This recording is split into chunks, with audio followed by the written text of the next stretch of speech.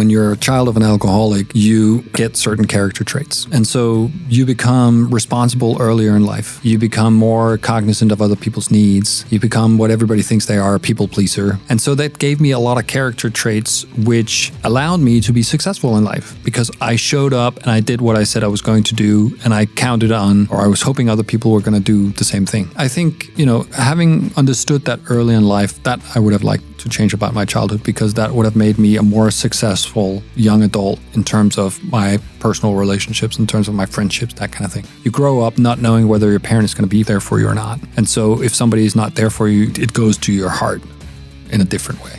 In this episode, we welcome Peter Sorgenfrei, a serial entrepreneur and now CEO coach. That's right. Peter shares his journey of going from burnout to thriving again and takes us on his mission to help others do the same. Enjoy. Welcome back to another episode. We're here with Peter Sorgenfrei, multiple CEO, entrepreneur, and now the founder and CEO of your own coaching company. Hello and welcome to the podcast today. Thanks for having me, guys. A pleasure to be here. Definitely. Peter, could we kick off by taking us on the journey from going from CEO to CEO coach? How do you find yourself on that journey today? Well, it's a longer story. I think it starts like 20 years ago when I founded my first company. And so over the subsequent 20 years, I built 6 companies or was part of 6 companies as either founder, co-founder, or CEO. And then 4 years ago, my last company, essentially, I ended up getting sick. I ended up not being able to work. I was completely pacified because of stress. So my body didn't work. I couldn't move. And a long story short, after being out at sick leave and eventually the board saying, well, we need a new CEO in place, I needed to figure out something else to do.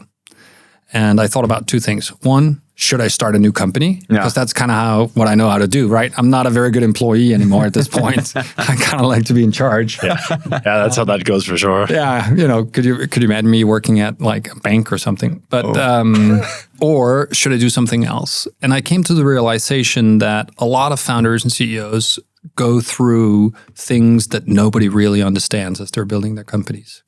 They have advisors, they have mentors, they have board members, investors, they may have a partner at home, but nobody really understands what it means to be the lonely guy on the bridge or the co-founding couple that is having issues and trying to resolve them because the fundraising didn't go as you planned or whatever it is. Nobody really gets that. So what I did was I said, maybe I want to work on that. Maybe I want to help people who build companies. And I wrote 40 founder CEOs around the world, people who didn't know me, had no prior relationship with me. And I described this idea. I said, what if there was somebody who you could talk to 24/7 about anything? Be that troubles at home, troubles in the business, strategic questions, tactical questions. How would that be? And lo and behold, a bunch of them got back to me and said, that sounds amazing. How much is it and when do we get started? Literally. That's a nice response. That is like product market fit right there, right? You're like, even a blind squirrel finds a nut. So I didn't do anything with it actually for a few months because I was like, oh yeah, maybe I'll do this, maybe I'll do something else. I was also in the process of writing a book, but that's a story for another day. And then I got a text message from somebody I had not written from Texas, a founder over there, who said, I heard from so-and-so that you're doing something like this. I'm in the middle of something. I really have nobody to talk to. If I pay for a plane ticket and your time, would you mind come spend the weekend with me? So off I went to Austin. We spent the weekend together. We talked about what was going on in his life. And I was like, I think I'm good at this. I think I should do this. That sounds fucking awesome. It was like, there are some signs, right? So I go home and then I went back to some of the people who had contacted me and some others, including some Danish entrepreneurs, because at this point it was all international. And then I got my first clients and it just went from there. It sounds very serendipitous almost that that's what you wanted to go into. You get the response, you get someone like, hey, let's do like a super intensive period here. And then it's just like, okay, this is it. And it was, right? Because honestly, when I was thinking about doing this, I also thought, what would I want to do in 10 years from now? I was like, if I can be the advisor to like 5 C25, so the 25 largest companies in Denmark, CEOs, that would be cool. Right? That would be very cool. That was like Mads Nipper at Ørsted, those kind of guys. Yeah, exactly. But then I also realized I don't know anything. I'm not going to swear on your podcast, but I don't know anything about running Ørsted, but I know a ton about running from 2 guys to 200 guys companies. Yeah. So maybe I should focus on that segment. And so it wasn't that straight of a line, but him contacting me was kind of the trigger saying, okay, I should do this. I'm just seeing isn't it the book called $1 Trillion Coach? The guy Bill Campbell. Exactly. Yeah, exactly. So he's essentially what I want to be. Yeah. Yeah. And I think one of the things when you read that book that comes to mind is just how much one guy affected so many great people. And it's a little bit like what you're talking about, because from that, like 0 to 200 people, a lot of founders actually struggle. They've never been there before, and they feel lonely. And I really think that the whole Bill Campbell it was just some tweaks that he did, but it just made those people feel that they had a place to go and talk about it, and then come back and actually execute like they wanted to. And there's a couple of really great points about that. So Bill essentially didn't do much, right? And I think that's part of the tricks in coaching. And I'm struggling a little bit with calling myself a coach, honestly, because there's a lot of people taking coaching certifications, and I have none of that. I'm just a guy who has some experience that I try to apply. But what Bill was really good at, and what I think I'm really good at, is asking the right question at the right time. Because it's not about giving clients answers to what to do. Sometimes it is. Yeah. But very rarely it is. Actually, most of the time, it's about saying, here's a question. You come up with the answer that you already have inside, and I then get you to trust that answer and then go do that. That's one part of it. The other part of it is to be that voice that doesn't have an agenda, right? So Bill did most of his work pro bono, and I don't, but I still don't have an agenda. I mean, if I worked with you, Mikkel, I would care about you and only you. I don't care about Airflight. I don't care about Travis, honestly. Partner, right? I don't care about anything. I care about taking care of you so that you can be the best that you want to be. And sometimes that means to give you a kick in the pants. And sometimes that means to put my arms around you. But that's why I'm there.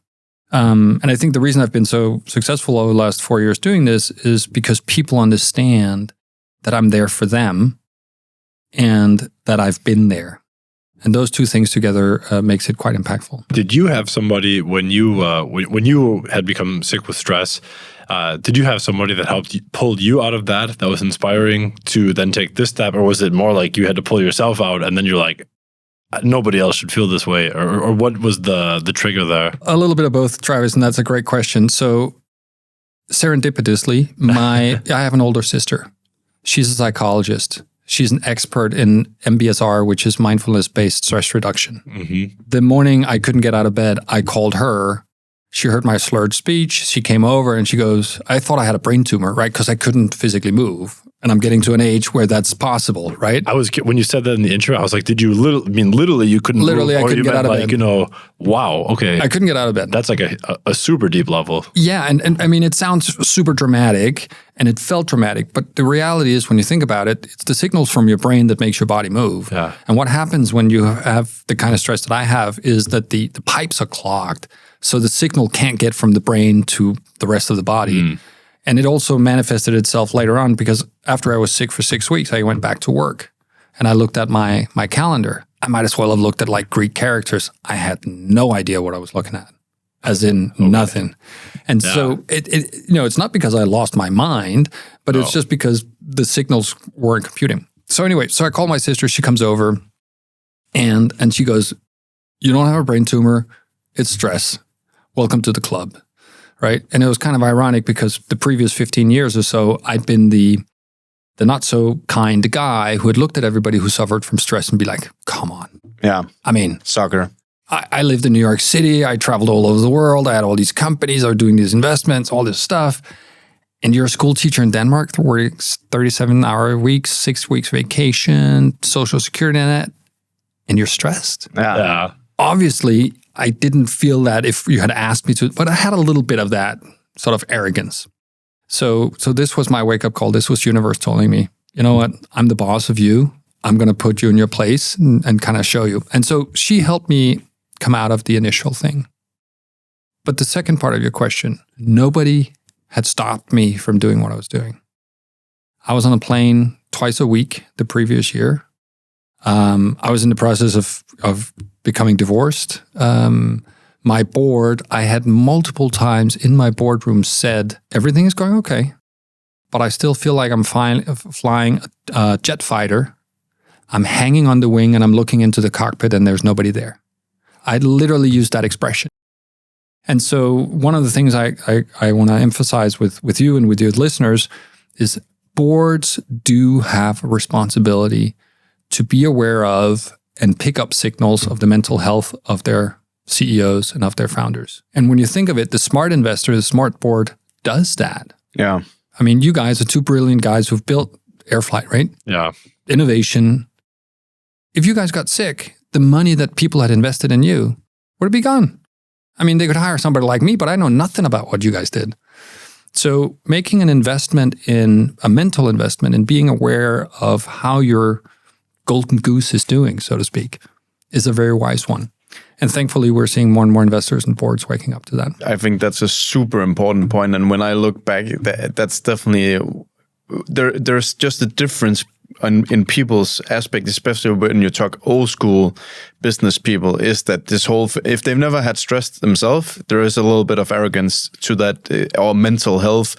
But it is, as you say, it's so important that if the CEO of the company where you put $200 million into, he's like suffering from mental illness, but you don't take care of him because you're like, then we're going to replace him.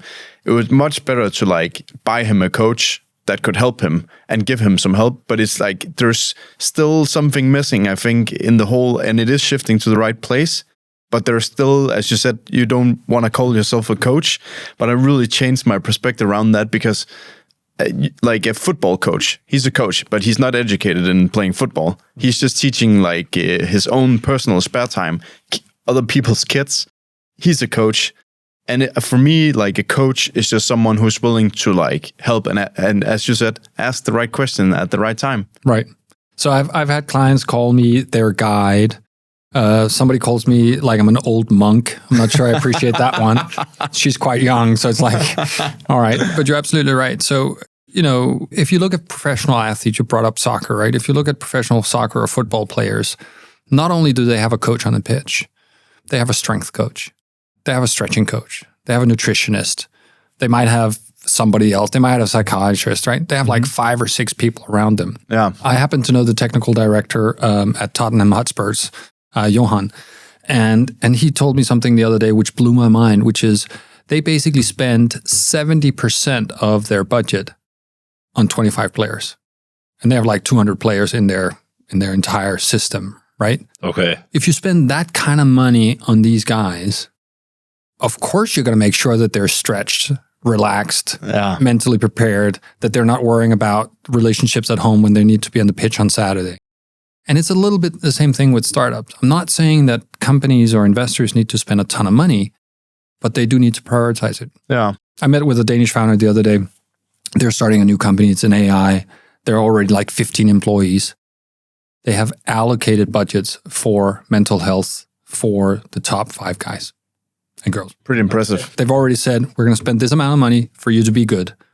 And it's not for you to go to, the gym. It's for you to work with somebody on the mental side of the game. Okay. I was just going to ask, because that made me really curious, like if Mikkel and I, if we were board members, what is it that we look for? Because it's like, okay, it would be you're saying it could be our responsibility to help our CEOs and founders and things like that. So what is it that we look for to make sure that we're doing that, other than if they don't say that they're hanging off of a fighter jet with no pilot? Well, most of the time they actually don't. They wouldn't be as expressive as I didn't say it because it was a cry for help. I didn't say it because I was aware of what was going on. No. I was just describing the situation. Yeah, right? And I would imagine that a lot of CEOs might have a mentality where they're not like actively asking for specific help. So I imagine you have to then kind of decipher something extra should happen here, or be proactive in some way. Yep. And that's exactly it, right? Because most founder CEOs are not the types that saying, you know what, I'm hurting. I need help. Maybe I can't do it. Exactly right? And you don't want to say that to your board, and you certainly don't want to say that to investors. And that's part of the problem. So the first thing is we need to create an environment where a founder CEO knows that the mentality at the board or at the investor level is one that says it's okay for you to say you're struggling. Because honestly, if they're professional board members, they've been there. They've struggled. If they're professional investors, they've seen other companies struggle or they've struggled themselves. I mean, famous, pick any famous Danish investor, Martin Thorborg or Jacob Riisgaard, or one of those guys. They've struggled. Yeah. They've had hard times, so they'll understand. But we kind of need to say, can we agree that we can talk about this? But back to your question, I think when you think about it in your personal relationships with your partners or you kind of know when somebody's not good. Something's a little off. Yeah, they might become a little bit more stern, a little bit more harsh with you. They might become more forgetful. They might, say one thing and do another thing. They change their character a little bit. And it's not because they turn into being bad people. It's just because their system is overwhelmed. There's feedback from the teams. So a board should have an understanding of what happens in the organization. So in my last company, I had 70 employees, 70 in 5 different countries. Were there people there that if they had been asked could say, yeah, I'm worried about Peter because he's gotten a little more blunt in the meetings or he's forgetting stuff, or there's always information, but you need to have the dialogue. And I think, the board CEO relationship is one we can talk about for days. Maybe that's another episode. But board members should actually be part of the CEO's life outside of the board meetings, right? So you should talk to each other in between board meetings. The board members should take an active interest in the top 5, top 10 people in the organization, get to know them. Not just at the board meetings where they come and present something because we invited marketing in, but actually saying, with, of course, the dialogue with the CEO, saying, hey, I'd like to, meet occasionally and have lunch with your people just to get to know them. That's also just good succession planning, right? So more actively involved and then listening for the signs that I mentioned is a good idea. Why do you think that that's not the typical case, or that's at least not what I've experienced with typical case board members, that they interest that far down into the organization? Well, I think there's a couple of reasons. One, many CEOs, founders don't want it because they're afraid of being undermined, right? Like, what do you mean you want to talk to my number 2 and 3? Is that because you're in the process of replacing me? There's that insecurity, right? So it starts with saying, you're super important, but the team is also super important, and therefore we need to get to know them. It's both a benefit to you that we know them, but it's also a benefit to the success of the company.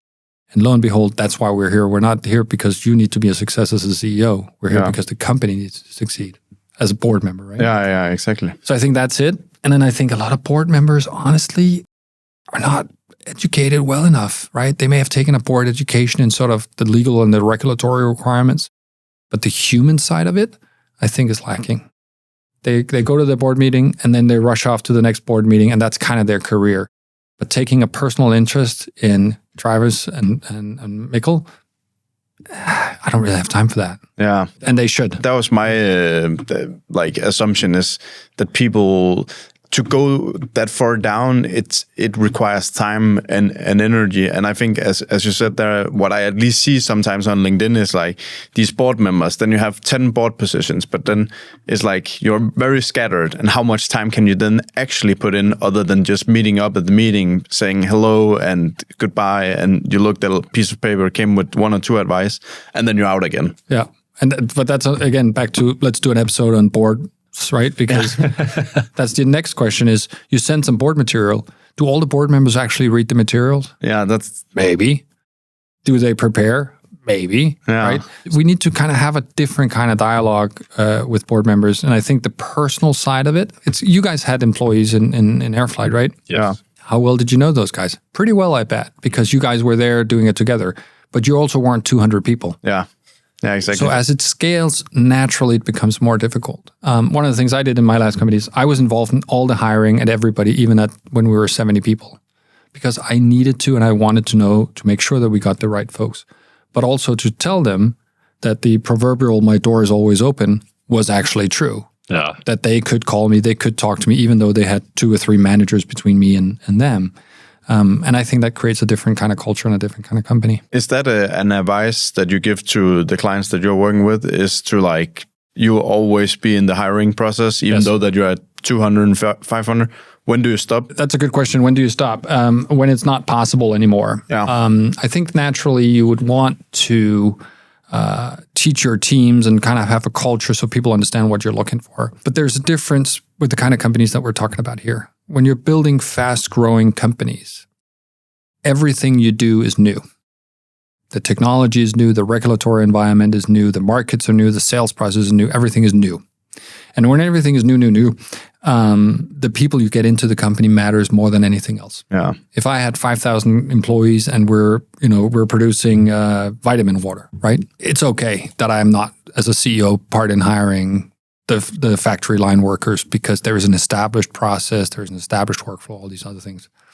But if we're trying to figure out what is the recipe for this vitamin water, or what is the marketing strategy for this vitamin water, then it's a different story. Yeah. Typically, I tell my clients, you need to be involved in hiring as long as humanly possible, and then a little bit longer. Because what companies go wrong is when they start hiring people who shouldn't be hired. And then slowly and surely things fall apart. Yeah, there was one thing that we, on a coaching call with Dan Martell, where he said, if the people that you're hiring, they're not adding to the team, it's the wrong person. And you need to keep adding to it and keep adding to it and keep adding to it. And he says, and most people that if you outsource the hiring and you're not in it, they will hire below them because they'll feel insecure. And you got to get them to understand that they got to hire always above them. And that just completely changed more my skilled. More skilled, all the time. Because if you're hiring someone who's below your total accumulation of talent, the company is going in the wrong direction. Yeah. I think if you ask the people who work for me over the years, one of the things that they will all refer to is how I said no to candidates that everybody else thought was perfect. Yeah. I was the annoying guy. I was like, yeah, we're not going to hire this person. But what do you mean? He's perfect in all this way. I'm like, no, it's not going to fit. Sorry, next. And that's difficult because, again, you spend a lot of time interviewing, finding candidates. You have a need because, there are alarm bells going off everywhere. Like, let's just get somebody in here. Yeah. Right? I've been guilty of that one. There you go. And that's probably mistake number one. Yes. Yeah. Hiring because somebody's available or because you think you have an immediate need. There is no more important job, and maybe we're sidetracking here, than hiring the right people. And it takes a lot of time. Yeah. I mean, it's the most important job, period. Yeah. In those cases, where you would say no to those couple of people where everybody else wanted it, what metric or characteristic or what was it that was just like, it's a no for me and that's that? My feeling. So I was actually gut feeling, intuition. Yeah, I was like, I understand, Travis is a great guy. He has the technical skill, but there's something about him that I don't understand and I can't see how it would work here. And I'm not going to take that chance. Command you, I've made the, not mistake, but I've accepted a couple of candidates where I felt that way. They didn't work out. Yeah. They cost us a lot of issues because I didn't listen to, I've hired north of 300 people in my career and I didn't listen to my intuition. And then if you speak to some of the large recruitment firms, Heidrick & Struggles, Korn Ferry, those kind of guys, Egon Zentner, they will say that there is a method to hiring. There's a fantastic book, which I now forget the name of, but if I think of it, I'll mention it. That actually talks about the science of hiring, that instead of trusting your gut, which is where a lot of us go wrong, you can actually break it down into those metrics. And I think that's partially true. But at the end of the day, it's kind of like relationships, your romantic relationships. If something doesn't feel right, it probably isn't.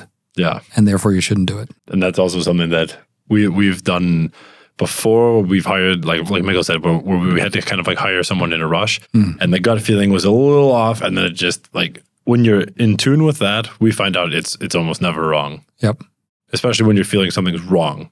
When you feel that it might be right, that could be a little bit tricky. But when it says this is wrong, that's quite accurate. And it takes a lot of courage also, right? Because you guys as leading a company and your production department is like, we have to hire 2 guys, otherwise we can't do this stuff. Yeah. Then it takes a lot of courage to say, I hear you. I understand you're in pain right now because we're trying to deliver whatever it is we're doing. But we're still not going to hire this person because it's not going to be right. I'm sorry. And then we'll have to adjust what we're doing, our timelines or whatever it is, tell our customers we can't deliver. That's much better than hiring the wrong person. And that goes back to some of the things, and I don't know, and now we go back to the coaching because you hit it right on the nail there. One of the things that I, as a founder, saw as troublesome was that now we had just pitched our company, got an investment in, we had a professional board, and now we had expectations. And I felt sometimes that we had expectations toward our team, but also investors. And I felt sometimes me and Travis were squeezed in like the expectations that was on our shoulders, because how could we go back and say to the investors, well, what we just told you a month ago, that's probably not going to happen, because we're going to say no to the next 5 candidates versus just getting someone in and be like, well, it seems like this is going to work out. Is that something that you see in your clients as well? Is there's some kind of self-invented fear of not just, I'm not saying that you shouldn't tell the truth, but like you're fabricating what you want it to be perceived as. Right. I've at least been doing that. I think a lot of founders do that. I think you're going to speak to Kim that wrote Radical Candor, right, on the podcast too. And so having that kind of environment with your board is incredibly important. So it starts out by saying, if I'm your CEO or if you're my board member, this is how we're going to work it. I'm going to be completely honest and transparent, brutally so with you. I'm going to tell you the best information I have at the time that I have it. And you're going to be okay with things changing quite rapidly as we go along. This, we're not building a railroad here. We're doing something that's never been done before. Going into the unknown together. There you go. Right. And so I have the best laid plans, and I showed you my Excel of what our budgets are going to be for the next 2 years or whatever. You can toss all that out. But every single day, I'm going to do the best I can to get us to where we need to go. And sometimes the path is straight, sometimes it's not. So to your question, if you can't be completely honest with your board members, that's when you start having issues. Yeah. Right? That's when you start having performance issues for you yourself. That's when you start having trust issues, because they know you're not being honest. Right? They can feel it. They're human. They understand.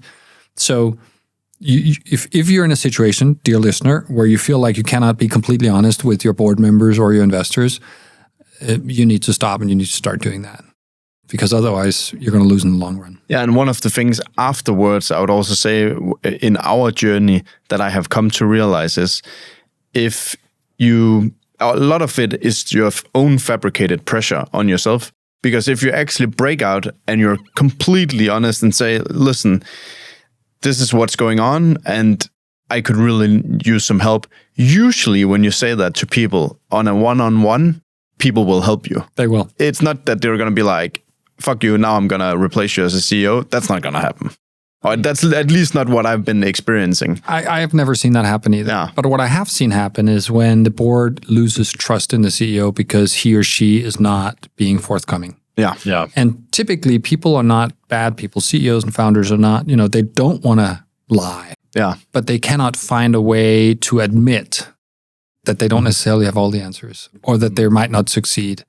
And certainly if it happens 2 or 3 times, which it will, the third time, the fourth time, you're like, darn, I can't go to the board now and tell them that I'm going to miss my forecast again. They're going to think I'm super incompetent.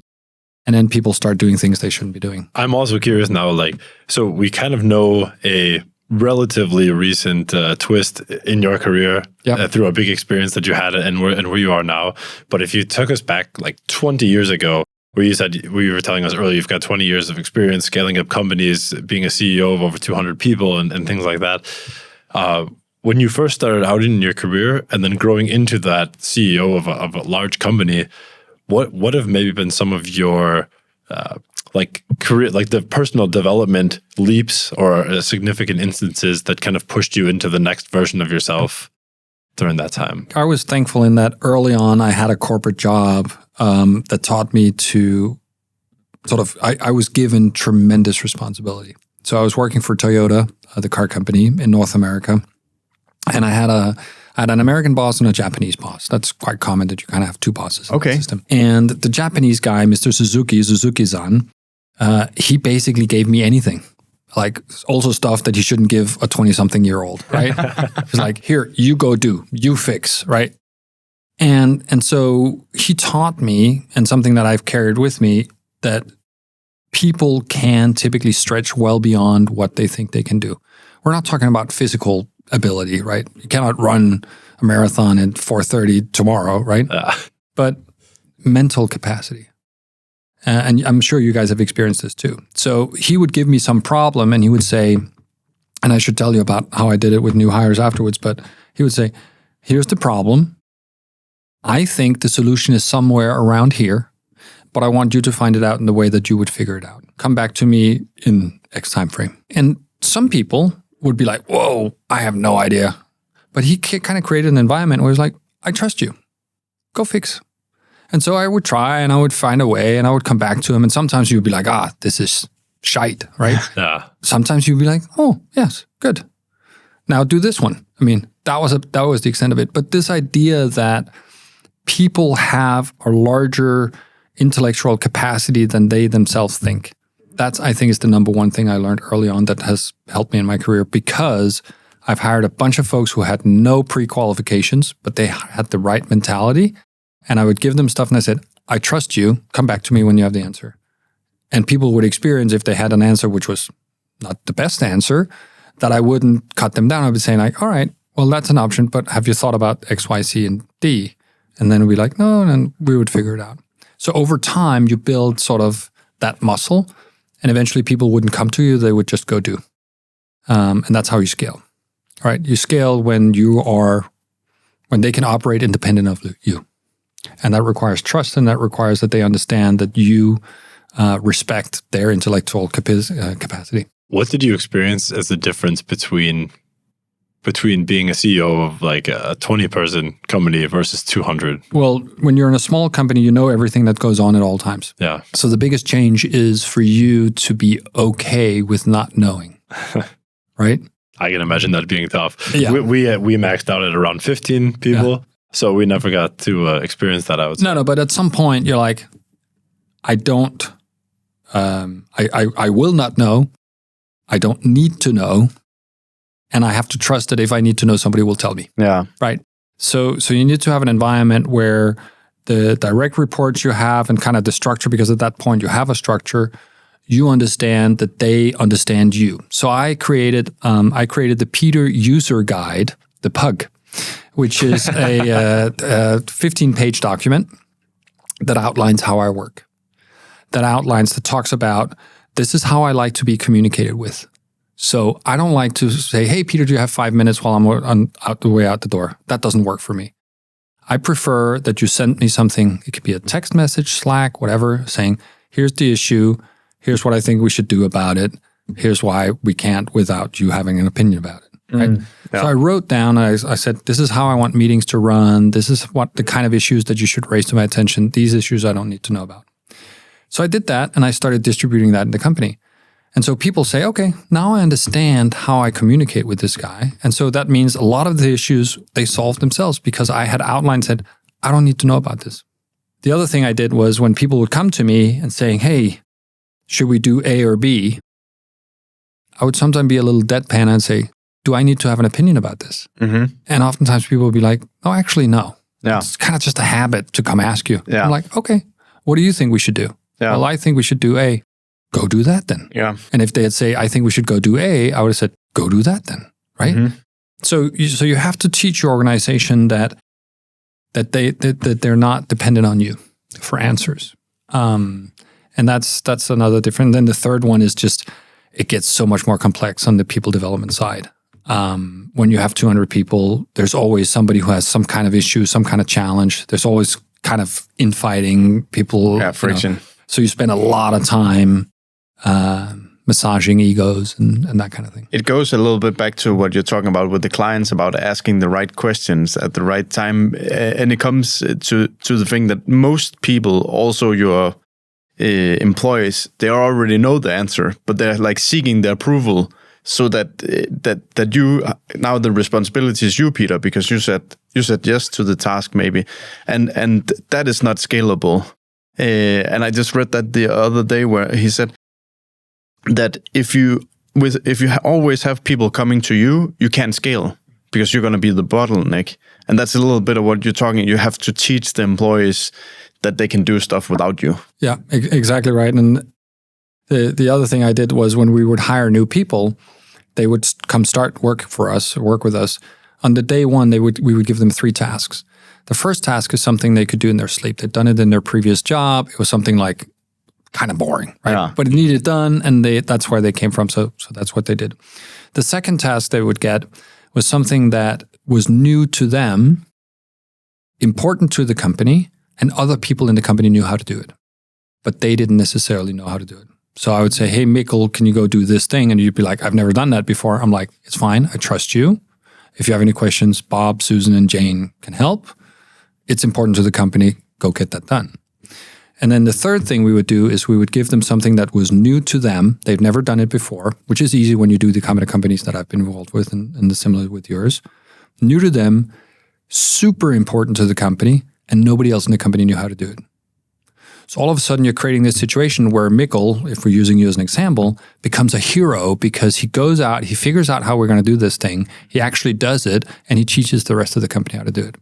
It's the fastest way to get somebody integrated into a culture is to make them the lighthouse for some topic.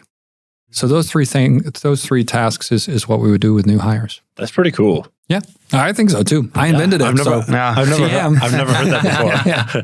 Is that also included in the PUG method, or is that a whole different? In the whole human approach. So I try to teach my clients that. I think, it's easy, again, when you have smaller companies with a lot of new.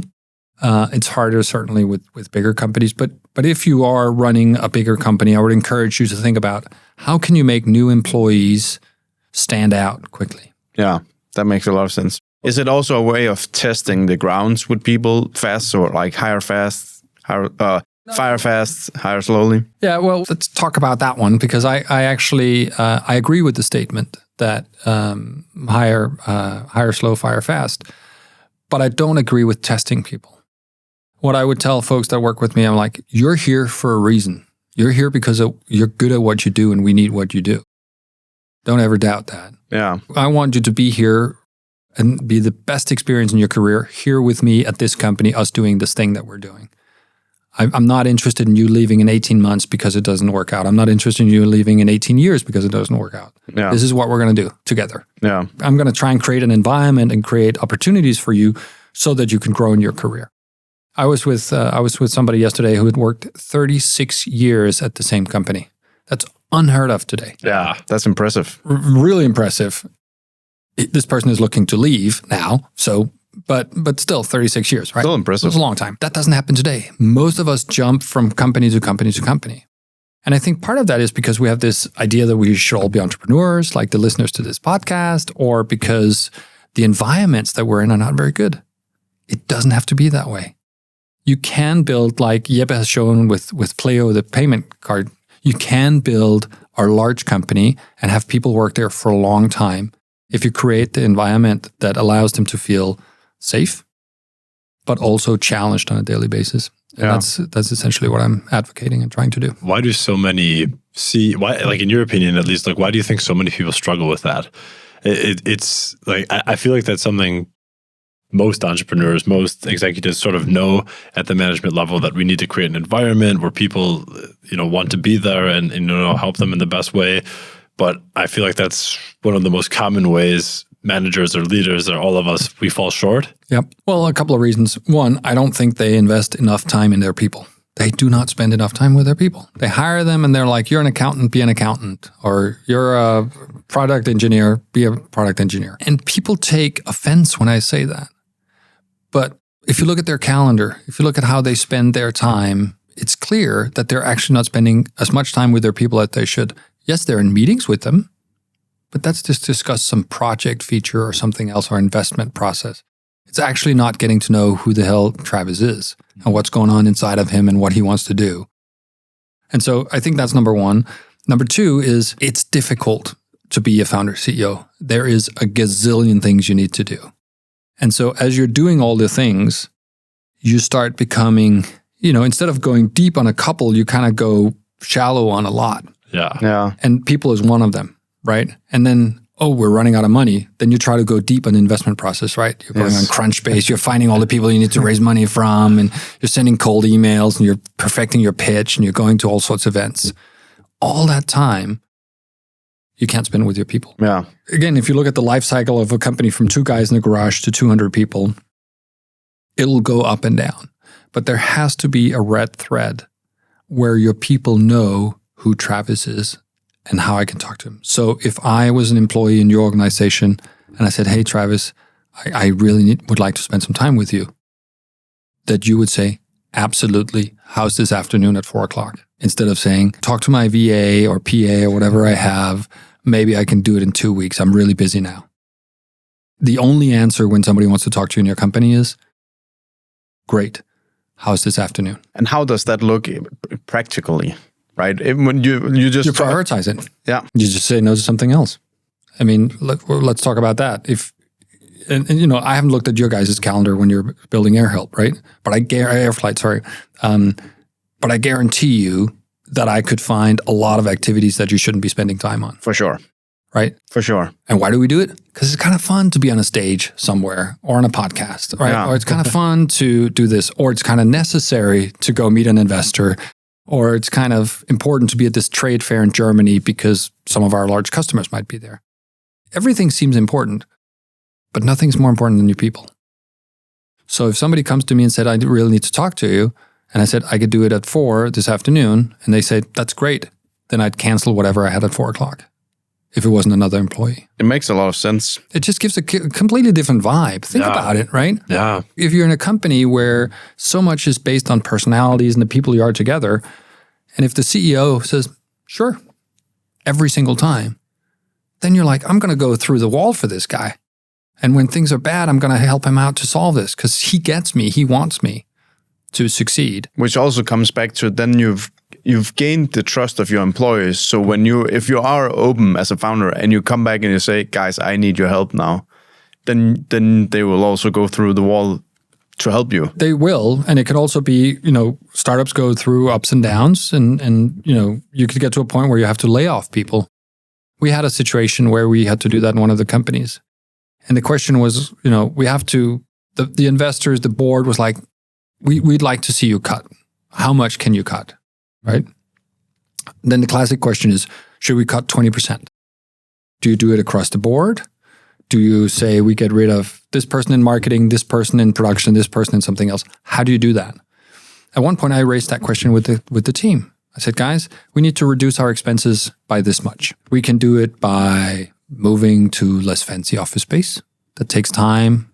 That's not fast enough. We need to find something else. We can do it by laying somebody off.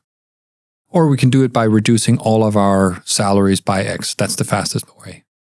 Because that will have an effect immediately next month. Yeah. Everybody said, let's just all take a pay cut. Because they didn't want to see their friend get laid off. Yeah. That's powerful. And they understood. But oftentimes we don't have that conversation. Yeah. Oftentimes an edict comes down and says, sorry, we have to cut. And so we're going to get rid of these people, these people, these people. And what happens is the people who are left, they're like, am I next?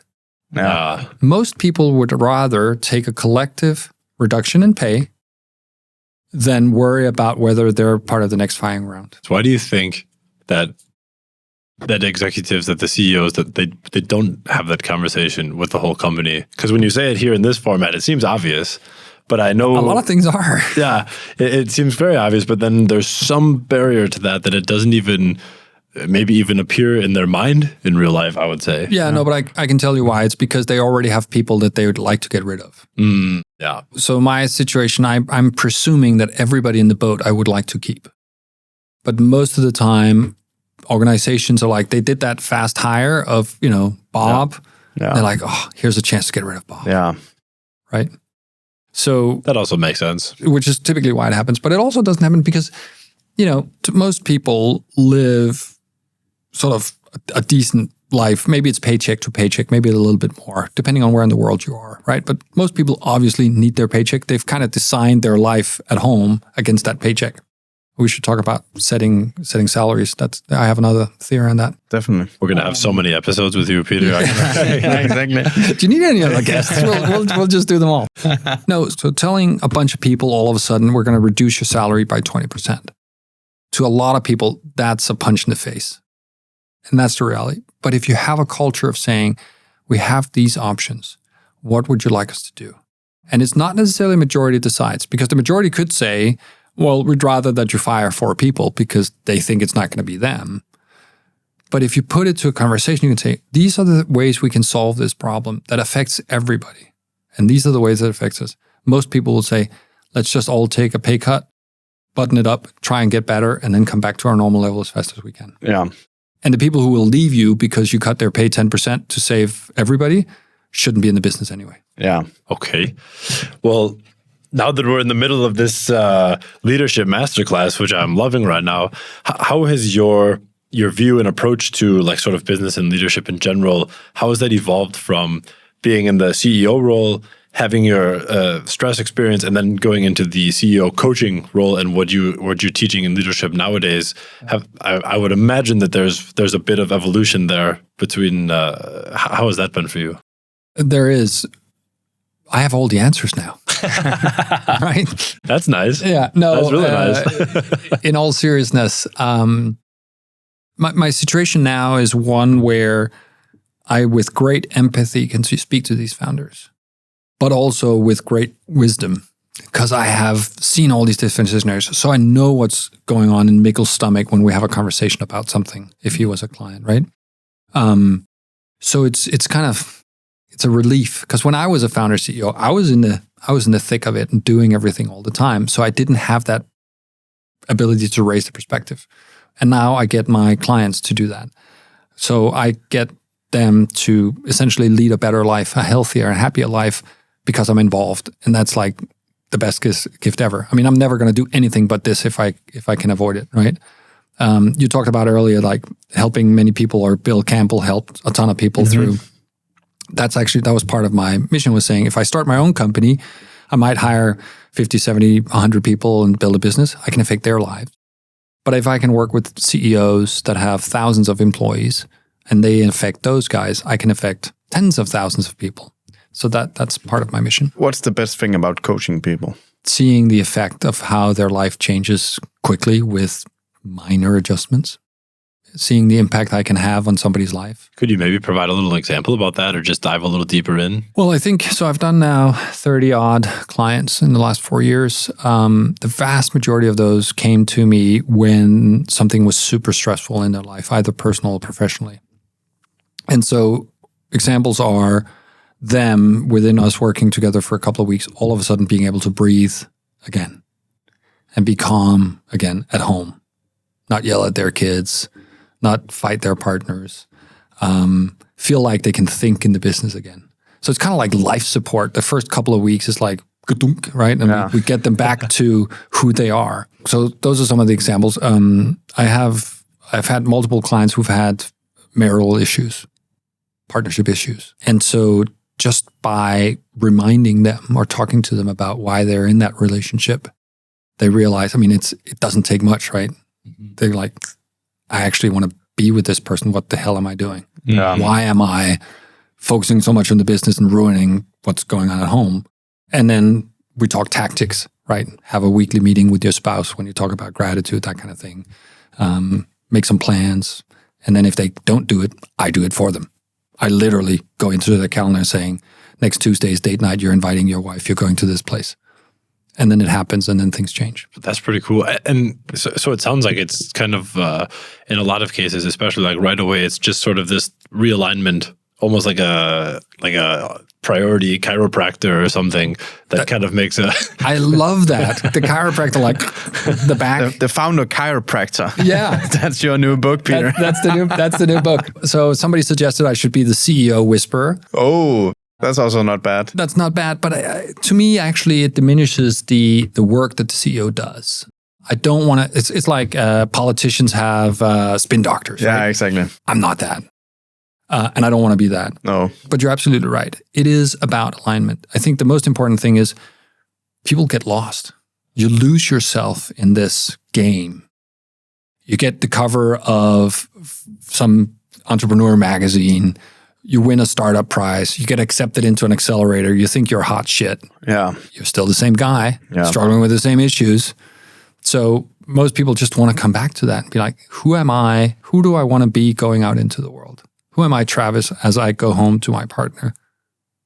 Who's that guy? Figuring out who that is and then come back to that, because you're going to be a much better business person, but you lost it in this hunt for investors, customers, whatever it is that you're doing in your business, which is also a lot of my work centers around the individual and kind of getting that alignment, fixing that, and then we'll worry about fixing the business. On that note, like what kind of advice would you give to like trying to balance that as someone who's like, I got this idea now we're going to do this?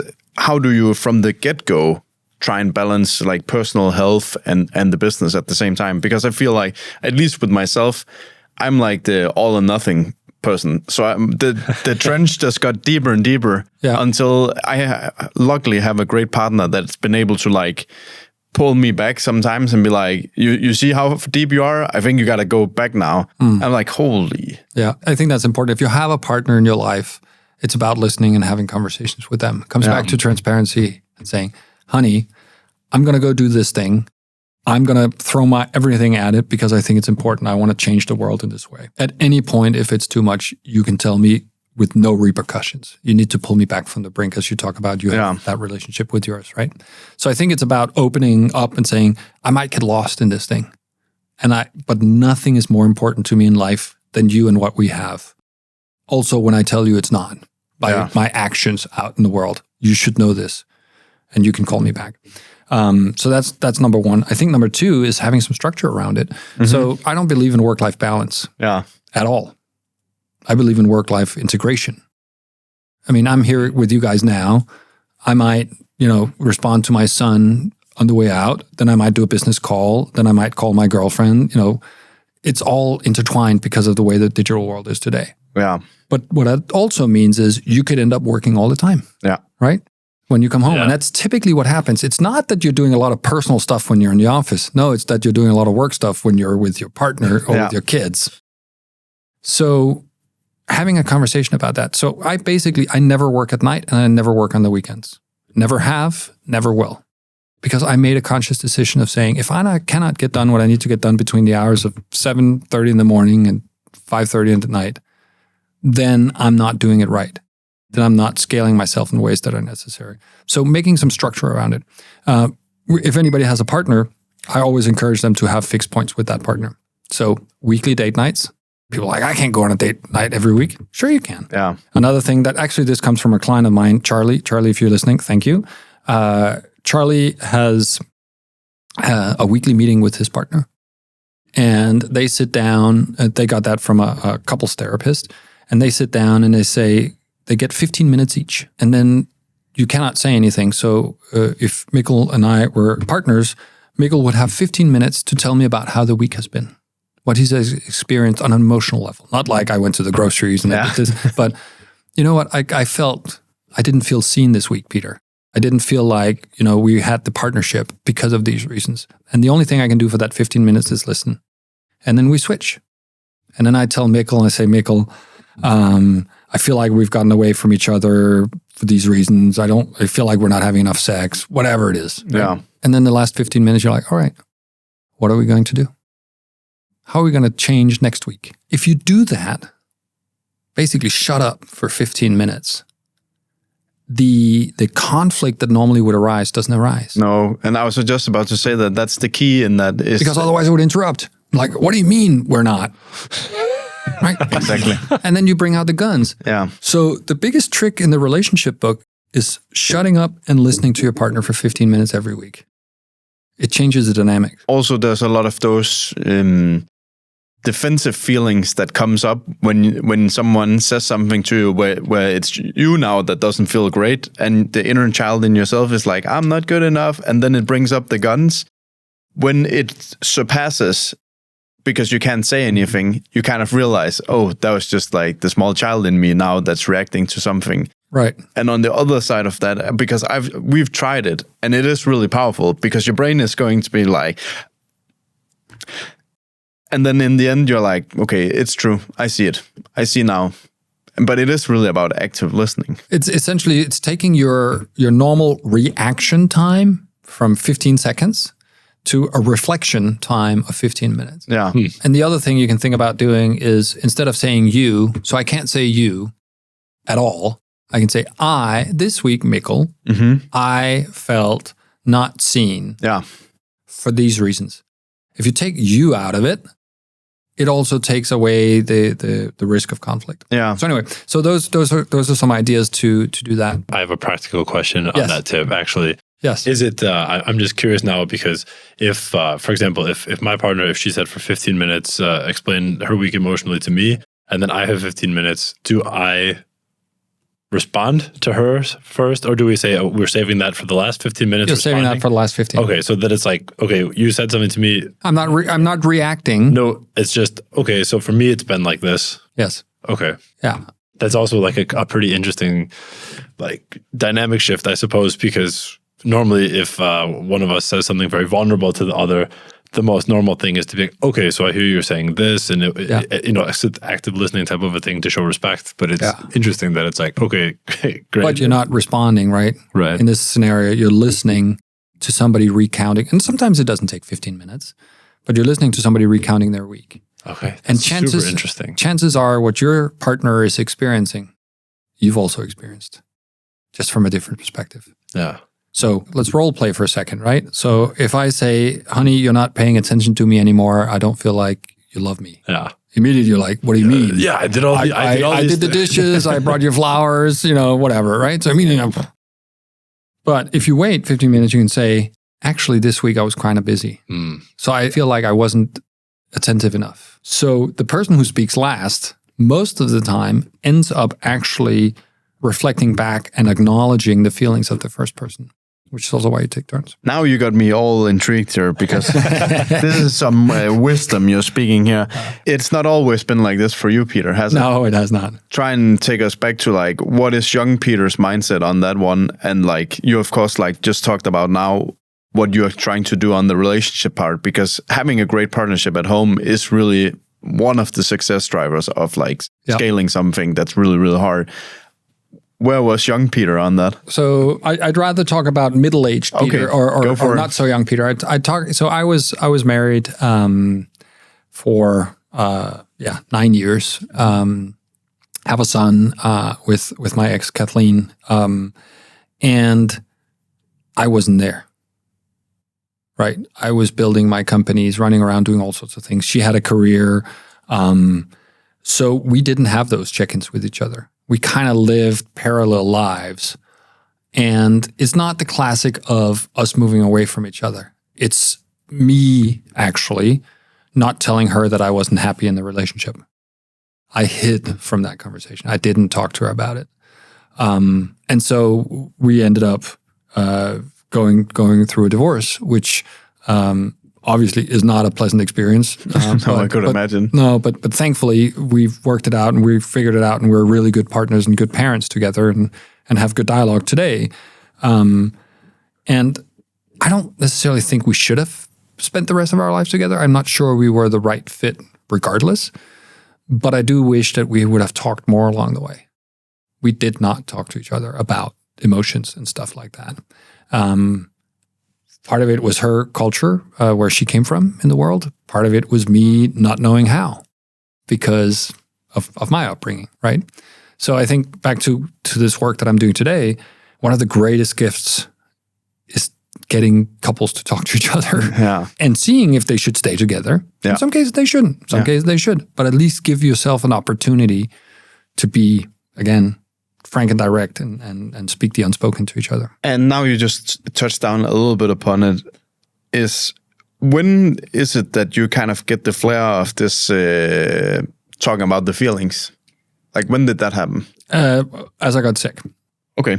Yeah. So a funny thing happens when, so you know that our left brain is kind of the logic and rational side. Mm-hmm. Yes. And so that's the part of my brain that burned down, right? Melted down.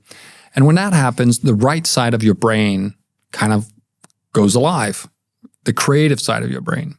And so I ended up writing a novel while this was happening. I haven't written a word in my life. I'm really This is before ChatGPT. Exactly. It's before ChatGPT. I literally I go in the ocean every morning where I live. And I literally sat on the dock there and had an idea for a book. And I saw the characters come and it was like wild. It was like I'd eaten some shrooms or something. I didn't. I don't do drugs. I don't dare do drugs. But I wrote this novel along the way. But another thing that happened was I got much more in tune with my emotions because of that side of my brain waking up. And I realized that in order for me to be successful in the second half of my life, I turned 50 in a few weeks. I needed to figure out how to talk about this stuff. I was really good at it with my employees. I was really good at caring for them and taking care of them, as we talked about. But I was not very good at it to do it for myself. So I started doing it for myself. I just started talking about my feelings. And I started dating again after we got divorced. And lo and behold, women like when you talk about your feelings. And I was like, this is working. Dating advice. Yeah, exactly. Well, this turns in... No, but in all seriousness, think about your relationships in life, not your partners necessarily, every relationship. Would you rather know what's going on inside of people, or would you rather not know? I think the answer is we'd rather know. We'd rather know. Yeah. So if my friends think that I'm not the nicest guy, I'd rather they tell me, because then I can deal with it. Then I don't have to walk around and worry about it. And back to Kim and radical candor, right? I do practice radical transparency. And I think for some of my relationships, that's been hard in the last 4 years. Because I've been like, you know what? I don't appreciate what we have together. Unless we change it, I'm not going to be your friend. And people are like, what? That's a tough one. But why? Why spend time with something or somebody where you can't be who you are, or where you don't feel like there is an energy that's good for you? Yeah, exactly. We discover this way too late in life. You guys are young. If you start doing this now, you'll be much happier than if you start later. I guarantee it. Comes back to the whole prioritizing. It's like, do you want to prioritize something that gives you energy or something that drains you? Work-wise is where we normally talk about that, right? Yeah. People are like, I hate working at this bank. Okay, fine, go find another job. Yeah. But we still hold on to the same friends. Yeah. We might stay in the same relationship. We certainly with our family, right? The family relationships is a whole nother topic, because part of my family gives me a lot of energy. Part of my family, not so much. Yeah. Why do you think that is? Why do you think we do that? Why can we be so almost relentless with optimizing and cutting here and there in our professional lives, but we are it's so difficult or hard or intimidating or whatever to do it in our personal relationships? Because we're essentially flockdyr. What's that in English? Herd animals. Herd animals. We want to fit in. We don't want to, especially Danes. We don't want to upset somebody. We'd rather talk about them their back than actually upset them, right? Or talk about them.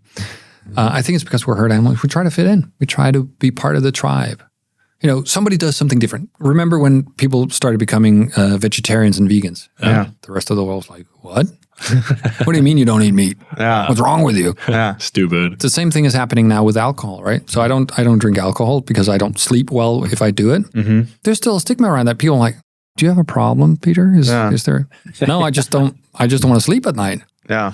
So there's a lot of things like that that causes us not to be open and honest and transparent with each other. You said you practice radical transparency and some version of radical candor, which is like telling the truth in hard situations, more or less summed up. Yep. Why did you decide to do that? And where do you pull from where you're just like, okay, this is going to be hard. My brain's telling me be a part of the herd, but I'm going to choose to do it anyways. Like what pushes you over the edge or why? Or it's exhausting not to. It's exhausting to pretend that I like alcohol when I don't. It's exhausting to pretend I want to be Mikkel's friend when I think he's freaking annoying. Yeah. Why you? Which someone definitely do. Yeah. I didn't mean to pick on you, right? I have a high tolerance. It's fine. But there's nobody else here. No, but I mean, it's like, why not live your best life? Yeah. It's not about being egotistical, because people sometimes say, oh, you're just such an egomaniac. You only want to do your own thing. No, because there's plenty of people in the world who want to do the thing I want to do. It may not just be the 5 guys I grew up with, right? Probably not. Probably not. Probably not. Yeah. It sounds like somebody speaks from experience. So you can find your tribe through the wonders of the internet or just by putting yourself out there. So recently I've had a couple of ideas of some communities I want to create. One of them is the Even Weeks Running Club. Yeah. For all of us who are divorced and have our kids in uneven weeks, I'll do a running club in even weeks. So it's a running club every other week. Because guess what? If you want to do organized sports in Denmark, it's every week. But not all of us can do it every week, right? That makes sense. So you can kind of do your own thing and find your own tribe. What's one practical way of practicing radical candor if you're like a founder that has difficulties being speaking your emotions per se? What's one way to kind of get started outside of reading Kim Scott's Radical Candor? Yeah. Well, this is going to sound terribly sort of contrite or banal. Just do it. Just try. Just do it. Take action. Yeah. I mean, it's kind of like if you want to run a marathon, you kind of have to take a step, right? Yeah. It's the same thing. I think you have to have a confidence that you're going to be caught somehow, right? That somebody's going to hold their hands underneath you. So if you come out to me and saying, I have no idea what I'm doing, I really need help, that I'm not going to laugh at your face and saying, you're out. Yeah. You have to have that confidence. But it's like many other firsts. Until you do it, you don't know that actually is going to happen. So you have to try it. The thing I often think about is most of the time, we know what to say or we know what we want to say. And then we might stop ourselves because I don't want to hurt somebody's feelings or I don't want to seem incompetent or whatever it might be. We stop ourselves and then we say something else. So if anybody's listening and is doing this today or the next day, try to feel how long that stays with you. Because you'll come back to him like, oh, I wish I told Travis that I think he's annoying. Yeah. Or I wish I told my board member in the board meeting that I'm struggling because now there's another month for the board meeting and I don't know how to get through this. The not being transparent and not being completely candid just drains you over time. It just stays with you. It's kind of, again, I use a lot of dating analogies. I don't know why I've always done it. I love dating analogies. Me and Travis, we love dating, especially versus fundraising. So there's bring them. But there's a lot of analogies. It's kind of like staying in that relationship that's just not good for you. But you don't break up with the person because there's great sex. Oh, that's not what you were going to say. Damn it. We're on different planets on the dating advice. Way too quickly. Yeah. For some reason, you don't break up with them. Okay, sorry. But it's still a net negative, even though you have great chemistry, right? Beautiful. Yeah. So my point is, as we go through life, as time is finite, as we have so many waking hours, there's also sort of, it's not about optimizing. It's not about making it perfect. It's about saying, what's the best life I can live? Is the best life I can live being with these guys as my friends? Or is it being in this relationship? The answer is no. Do something. Because the longer you let it linger, the more energy it's going to drain from you. It's kind of, it's the same thing with saying yes or no to stuff, right? Whenever you say yes to something, you say no to something else. So saying yes to that relationship that may have good chemistry, but everything else sucks, maybe that's not the best investment of your time here on Earth. So just rip off the Band-Aid. Everybody's going to be fine. You're all going to survive. You may miss her or miss it. Yeah. But something better is coming because you're going to meet something, fit something that's more to you, right? Powerful stuff, actually. But to your point earlier, right? It's obvious when you say it. Yeah. So why don't we do it? We don't do it because we're kind of cowards. Yeah, we want to fit in. We want to fit in. We don't want to hurt anybody's feeling. And it's easier not to do something than do something. Yeah. It's easier to sit on the couch instead of taking the Dan Martell course and doing something about your business. Yeah, exactly. But it comes back a little bit to the whole thing about what do we actually think that the other person wants? Because I think that's where the fear sometimes comes. Is like, but what do you want? Yeah, I want to say, oh, here's the thing, Peter, that hurt me. Yeah. But you would also want that. You'd want to know that if we want to be in the same tribe. Exactly. And if you say, hey, Peter, it hurts me when you don't say hello in the morning, I can do something about it. Yeah, exactly. Right? But if you say, hey, Peter, it hurts me that you're 191 centimeters high and I'm not, I'm like, sorry, dude, I'm not going to be able to change that for you. Yeah. So it gives you an option to either do something about it or not. You can also choose not to do it. I'm not going to say hello to you tomorrow, right? But then we have a conversation about it instead of it sort of being noise in our relationship. When you just said that, it just threw me back to like a conversation that I had with a buddy of mine over like a bonfire. And there was just something that I was holding in. And then when I finally said it, that whole conversation was the best conversation that we had ever had in our relationship. Because then he also opened up and then you build upon each other's trust now. Mm-hmm. Oh, okay, then we can, and in the end, you actually get it resolved. And then you don't have that, you don't carry the weight of being a certain way. We all have skeletons, right? Yeah. We all have something in our lives that we're not necessarily proud of that we did. We have something in our upbringing that we're not proud of. But talking openly about that is the greatest relief ever. And most people will meet you in it and then hug you in it, talk to you about it. And those who won't shouldn't be in your life anyway. Wow. Switching gears a little bit. Yes, sir. No more dating? I can't promise that. But in your past career as well, like building up companies, have you ever been a part of some fundraising processes? Yes, I have. And do you have maybe any tips for some founders or people going into processes like that to sort of not go down with stress during that time? Yep. Because I know Mikkel and I, we've gone through almost exactly what you described, where you're already maxed out. Mm-hmm. And then it's like, okay, let's add something that's now going to take 80 to 90% of your time. And somehow you still got to get everything else done. And it's like, it's pretty wild when you just go into it without any kind of, when you haven't done it before. Yeah. Well, so a couple of things. I think there's a method to fundraising. Right. And there's tons of websites and advice on all sorts of things, from what should your pitch deck be to how should you approach investors, all that stuff. And I'd let people study that themselves and decide for themselves. I have some opinions about it, how it should be done, but there's a lot of other experts out there. I think first things first, unless it's a yes, it's a no. Is that with the investor? Yes. I really love what you guys are doing. Come back when you have a lead investor. That's a no. Yeah. Timing is not right for us. Let's talk about it in 6 months. That's a no. We want to be on your newsletter. We'd like to keep tabs on what can you give us an update? That's a no. Yeah. Unless it's a yes, it's a no. Period. The sooner you realize that, the better you're off. The second thing is, when somebody says not yes, you just move to the next one. Yeah. There are so many investors in the world. I mean, literally millions of investors. Even in a niche like drones, millions of people who will invest in that business. So having a process for identifying them, finding their information, crafting a compelling introduction via somebody or direct, whatever it is, running that as a sales process, business development process, structured from the beginning, will help you. So that's number 2. Number 3 is, the reason investors don't invest is either it's not in their remit. So if you're asking somebody to invest in drones and they only invest in vitamin water, you haven't done your homework. Yeah. They're saying no because it's not a fit. So you can get less no's, fewer no's, if you actually shoot at somebody who can actually invest because of their remit. And if people don't know what a remit is, most investors will talk about, we invest in this kind of company with this kind of traction at this stage. If you fit that, pitch them. If you don't bother, because they're not going to give you money, even though they like you.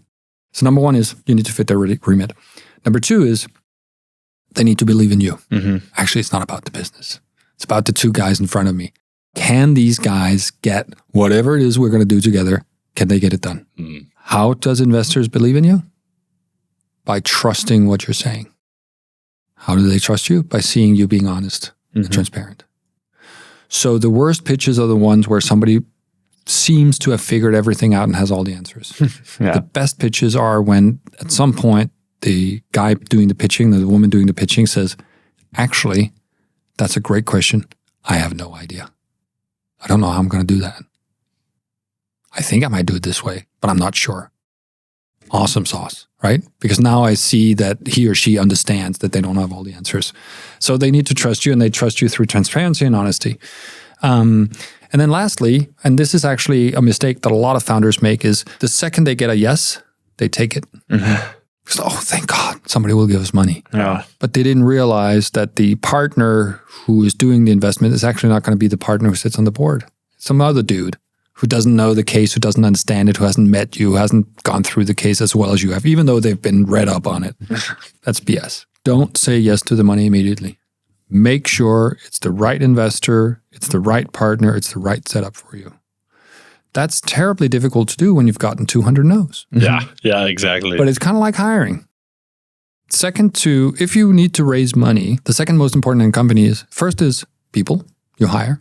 Second is having the right investors. So many companies fail because they don't have the right investors. So you have to have courage there to say no to the ones that you don't want to work with. How can the wrong investor negatively impact your company? So let's say we're building a drone company and we have a 5-year horizon and we want to do offshore delivery of somethings, right? That sounds like a great company, by the way. That sounds like an amazing business. And then if you have like a payload mechanism added to that, then I'd be all there. I think that Then sounds you're like really some talking. secret sauce there. Yeah, in northern Jutland, right close to the ocean. No, but in all seriousness, so you have a horizon. You have a horizon of 5 years. You have a capital requirement of some number. So the investor, do they really understand how difficult it is? Do they really understand how long it's going to take? Do they really understand that you're probably going to spend twice the amount of money that you think you're going to spend? And are they willing to go to bat for you on that? Do you trust him or her to do that? Better be a yes. Yes, but oftentimes it's a, yeah, I think so. Yeah. Or do you need... That's typically the best case scenario. You're like, I really hope so. And it's kind of, let's talk about dating. It's kind of like the same thing with dating. In dating, we can kind of afford to kind of try it out for a little bit. We don't get married immediately. Yeah. With an investor, you get married, right? Because they own a piece of your company and they have influence on your company. So the vetting and the due diligence that the founder does and the investor is equally, if not more important than the vetting that the investor does of the founder. And I think a lot of founders make that mistake. So they can impact it in many ways. On the board, right, they can be counterproductive to what you want. They can start challenging your authority when it's not necessary, just to kind of show that they have power. They can want to merge you with other companies that you don't want to do because they're doing a portfolio play instead of just investing in you. All sorts of things. They can have, we talked about board members before, they can have so many board seats that they actually don't give you the time and attention. All investors say, we'll introduce you to a network, we'll make sure that you get business, we'll help you out. Yeah. It's very few investors who actually do that. Because once they've invested, done that thing, they're like, I'll just show up for the board meetings. We've also found an issue that we've also had is if you get an investor in your company who's kind of like maxing out with that first investment with you and can't follow on future rounds, then that totally kills your chances in future rounds, because those new investors in the future rounds, they're also like, well, if this is such a great idea, why are the current investors not putting in more money? So we've also found that you got to make sure that if you're going to need multiple rounds, that the ones that come in now, that they can follow on in the future as well. That's a really good point. And especially in the early stages when you have like angels and seed investors, right? That happens a lot. Somebody's made a little bit of money, they think they're an angel investor. Or they think they're a seed investor, right? And then they give you some money, but that 100,000 that they give you matters disproportionately to them in their personal finances, because they actually only have 5-6 million. So 100,000 is still a lot of money for them. Mm-hmm. And there are two things. I literally earlier this week, I spoke to a founder about that. No, that was last week.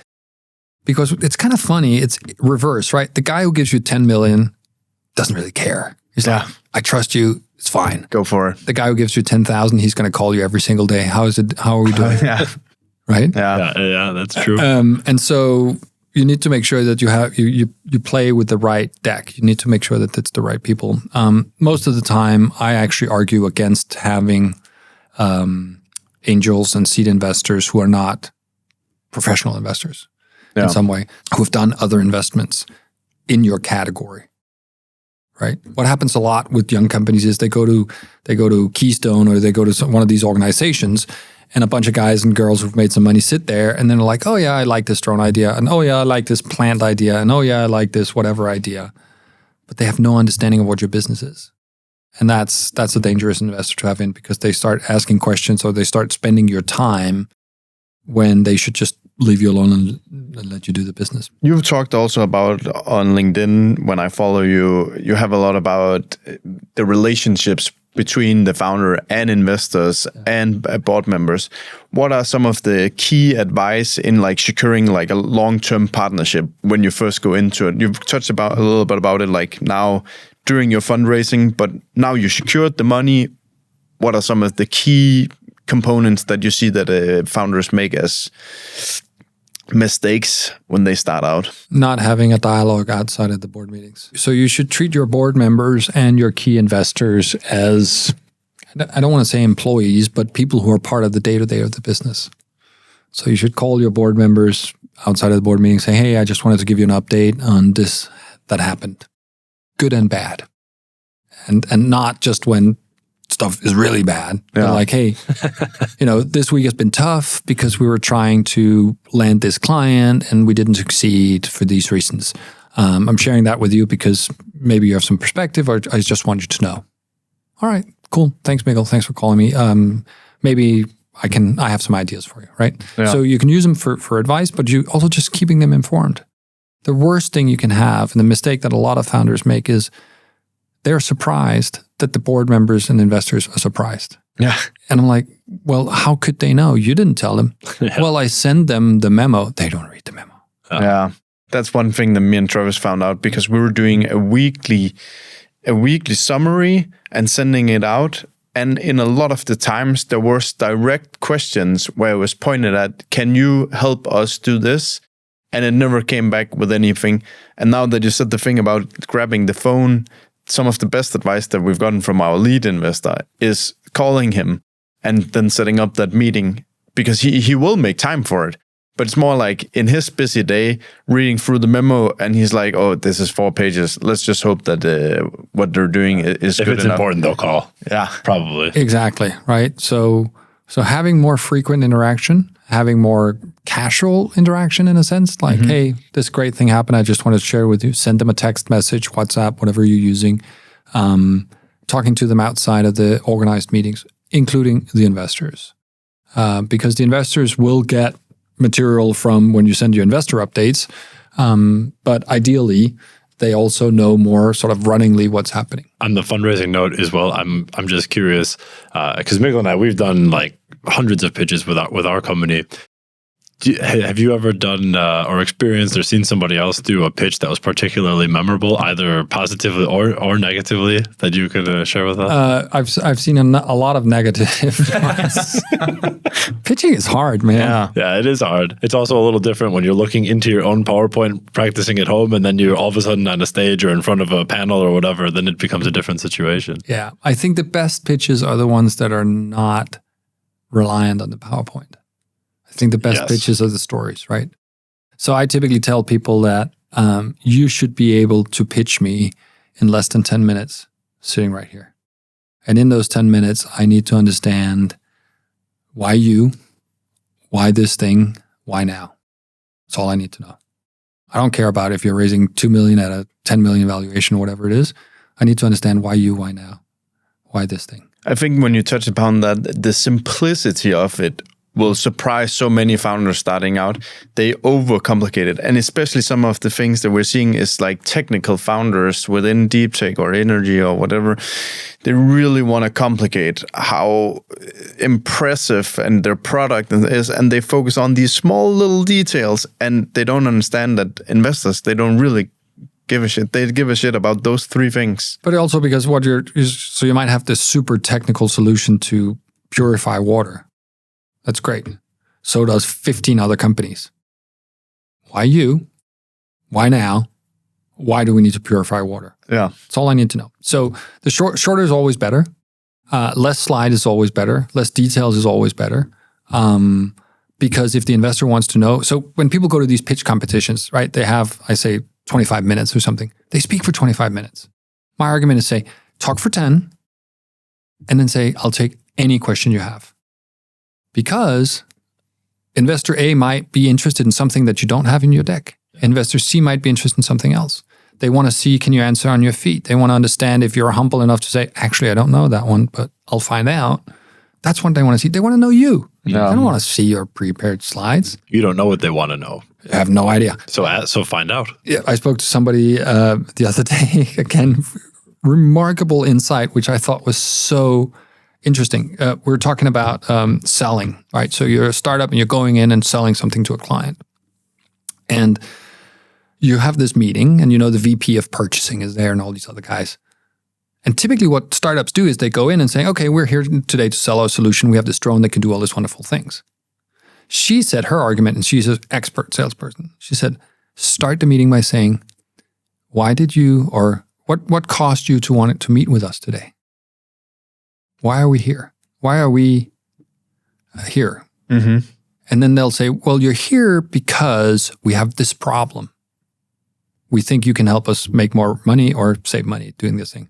And then you say, you know what? That's great. I'd prepare all these slides, but let's forget those. Let's talk about your problem. Yeah. Boom. Right? Why don't we ask people that when we go into a meeting? We just go in and we're like, oh, I'm so happy I'm meeting with Maersk. I put on my nice clothes and now I'm going to do my pitch. Yeah. No. Why am I here? Could also be to say, well, actually, we're not going to be able to buy from you, but we really like your mission, so we want to understand you better so we can recommend you to some of our suppliers. Fantastic. I don't need to show you where my company headquarters is to have this conversation. Let's talk about that. Yeah. So don't be afraid as a founder who's also pitching saying, why might we be a good fit for your fund? How might what we do fit into your strategy to deliver return to your LPs? I remember one time that me and Travis actually tried that. And we were pressured. We were like desperate. But they had an associate come on the call, which was kind of our own age. And I remember before we started the meeting, I checked him out on LinkedIn and I was like, he's quite young. And first we built a relationship and we were like, oh, we're former sports elite athletes. And then he was like, no shit, I was like a tennis player in the States. And then we connected. And then we said like, but why should we choose you guys? And he almost was like, well, we are the leading this and this and this. And it completely changed for when we were pitching. He was listening at all times.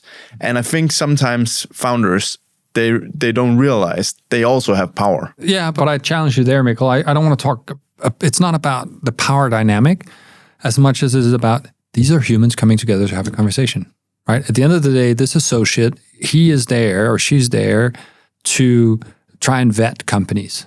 And they get rewarded and judged based on how well they understand the incoming opportunities. They don't get rewarded for saying no. They get rewarded for saying yes to the right things. So it's in their interest to actually understand your business. How do we best understand business? How do we best understand humans? Through conversation. Similar to what we're doing today. If this had been like an interview style, you had asked me one question, and we hadn't gone back and forth, it wouldn't be good radio. It wouldn't be a good podcast. And we wouldn't get around the issues that might be more relevant to more people. That's true. That makes a lot of sense. And like Mikkel said before, when we've been working in this coaching course with Dan Martel, one of the things that he talks about going into a sales meeting, which you could also replace with a fundraising meeting or whatever you want to say, he's like, kind of be like a doctor speaking to a patient. The doctor might come into the room and see the rash that you have and be like, okay, you need these pills. Just walk in, see it. Here, take these pills. But as the patient, you'd be like, I don't know if I want to take these. I don't believe that you know what's wrong with me. Mm-hmm. But if you go in and you see that you already know what's wrong, but you say, oh, okay, I see you have this rash. How did you get that? How long have you had it? Like, even though they already know, now you trust them and you should behave that way in these meetings too. And I think that ties in really well to what you were just saying investor-wise, because then you can find out, like, where are the pain points? Where are the interests? What conversation do you actually want to have with me today? Because I have a lot of knowledge about my company and we can take it in any direction. Exactly. And that associate who's done 15 of those calls that day will remember you because you didn't do like everybody else. Again, obvious. Hello. Peter, you have become resilient, I'm sure, right, after having that incident. How do you keep cultivating that? Because I suppose that's something that you kind of also seen as a trait to kind of build yourself up again. Yeah. So it goes up and down. I had a period, and I've also written about this in the early part of this year, January, February, where things were not easy. I wasn't sick or anything. I was just like, I wasn't motivated. I wasn't happy. I wasn't doing the things that I wanted to be doing. So it goes up and down. But I think resiliency for me comes from having relatively fixed routines. Mm-hmm. So the thing I started doing 4 years ago is every single day I go in the ocean. And now it's become a thing that everybody does, cold plunge, right? Yeah, we like that too. Wink. There you go. we like that too. So I do that. I know that helps me have a better day if I do it. The days I haven't done it, I'm just not the same. I meditate every day. Mm-hmm. For how long? It depends. Most days, like 5-10 minutes. It's not long. But I think about meditation that a lot of people misunderstand is it's not about sitting still on the pillow. You can meditate riding your bike, mm-hmm, sitting in the car, walking somewhere. There's lots. I record meditations for my clients, actually, whether it's the hug a tree or look at your hand or feel a raisin meditation. I have different things that I do with them because most people are scared of that or they think it's like a little like alternative. Yeah, there you go. My sister had advocated for years I should do it. I was the hard-charging startup guy. I'm like, right? What is this? You see, am I wearing a purple scarf? I mean, come on. But lo and behold, as she had known for years and as people have known for centuries, it's really good for you. And so I started doing that. So that helps me. And then another thing I do is I take a nap every day if I can. So Really? I sleep in the middle of the day. That's cool. 15, 20 minutes, I just lay on the couch. That's super cool. Yeah. But what that does is it gives me a lot more energy for the afternoon, and I sleep better at night because of it. Okay, if people have kids, they will recognize this. If your kid is overtired, it's terribly difficult to get them to bed and get them to sleep, and they have an unruly night. It's because your whole system is going. So you need to regulate essentially, and I forget what it's called. It's something with C that's in your body, cortisol. So it's your cortisol levels in your body that you need to regulate. And you do that by getting rest in the middle of the day. You do that by getting sunlight in the morning. You do that by meditating. And then you have a more like even energy level.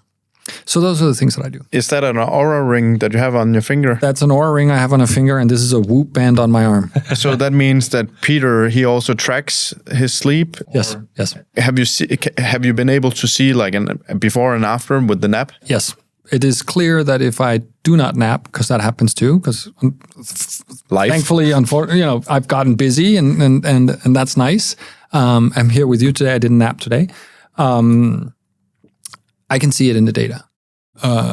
If people are interested in sleep, there's a bunch of literature on that. There's a couple of books I can recommend, but sleep is the most important thing for pretty much anything.